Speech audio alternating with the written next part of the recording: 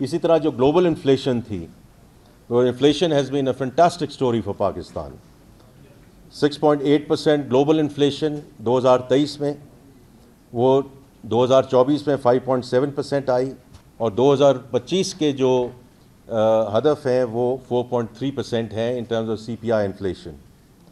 اگر آپ پاکستان کی انفلیشن کو دیکھیں، جو ہیڈ لائن انفلیشن یا سی پی آئی انفلیشن، یہ 29% سے کراس کر گئی تھی 2023 میں.